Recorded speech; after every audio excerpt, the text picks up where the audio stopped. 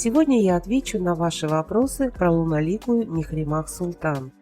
Мало кто из зрителей сериала задумывался о том, через что на самом деле пришлось пройти в своей жизни Михримах. Представьте себе, что она пережила не только своего отца и мать. На ее глазах умерли любимые братья Мехмед и Джихангир. Она была свидетелем войны двух других братьев Селима и Баязида, казни Баязида и его детей. Прошла через весь султанат единственного оставшегося в живых брата Селима и похоронила его. Михримах удалось даже править при своем племяннике, сыне Селима и Нурбану, султане Мураде III.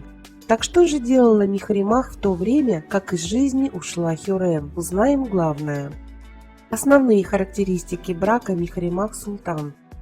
Дочь султана была отдана замуж за великого визиря Рустема Пашу в возрасте 17 лет. Разница в возрасте составила 29 лет. В сериале Хюррем настойчиво давит на дочь, чтобы она стала женой Рустема, но на самом деле об этом в архивах ничего нет.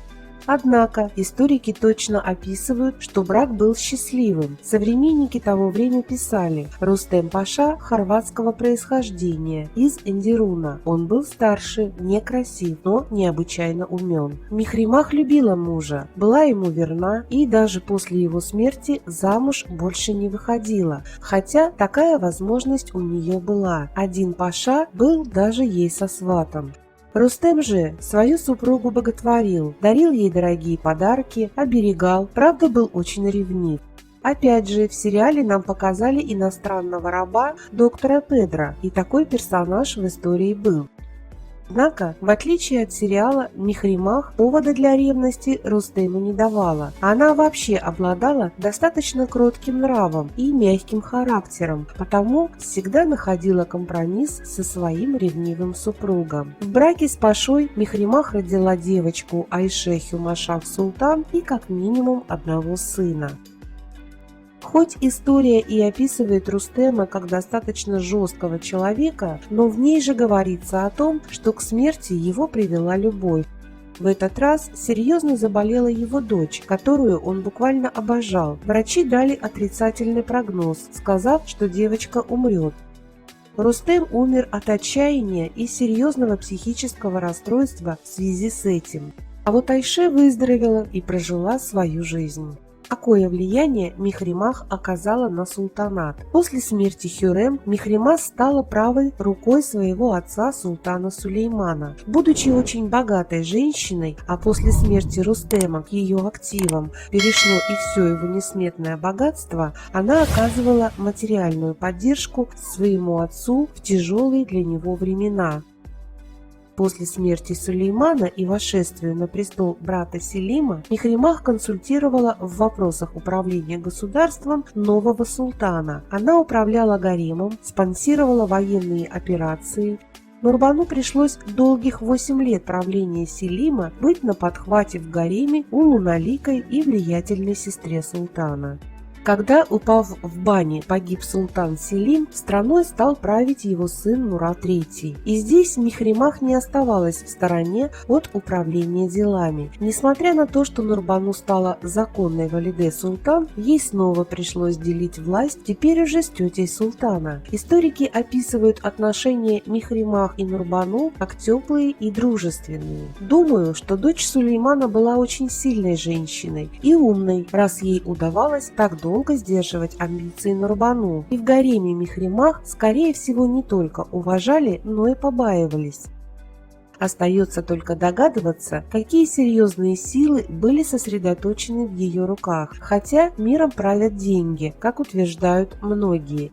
Михримах считается самой богатой женщиной османского государства за все время. Нужно не забывать, что Сулейман одаривал любимую дочь богатством. Наследство Рустема также досталось Михримах, и даже родной брат Рустема, Синан Паша, умирая, оставил все свое состояние не жене и детям, а завещал его Михримах Султан. Возможно, именно богатство Михримах сделало ее такой сильной в управлении государством.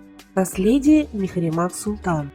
Мехримах тратила свое состояние разумно. Помогая султанам, она отдавала свои силы и богатства на благотворительность. Султанша раздавала деньги бедным, регулярно выдавая имамам в Мекке и Медине большие суммы для нуждающихся. Мехримах совершала ежегодное паломничество по доверенности, выдавая деньги паломникам в размере не менее 6000 золотых каждому. В Стамбуле архитектор Мимар Синан построил 2 мечети для Мехримах Султан. Был создан благотворительный фонд, который заботился о бедных. Построена большая масса медресе, столовых, бань и фонтанов. Последние годы жизни и смерть Мехримах Султан. Хочется отметить, что ни один из сыновей Сулеймана не был удостоен такого доверия со стороны султана. Никто из них не смог быть так с ним близок, не имел права давать советы и тем более оказывать падишаху финансовую поддержку.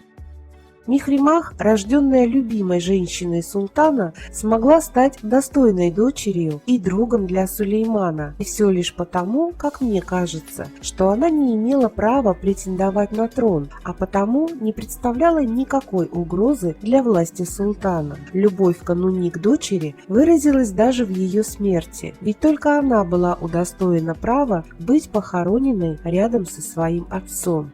Племянник Мурат III пришел к власти в 1574 году, а Мехримах умерла через 4 года в 1578 году, пережив свою мать Хюррем ровно на 20 лет, оставаясь до последнего своего вздоха верной своему отцу и матери, поддерживая их традиции и взгляды.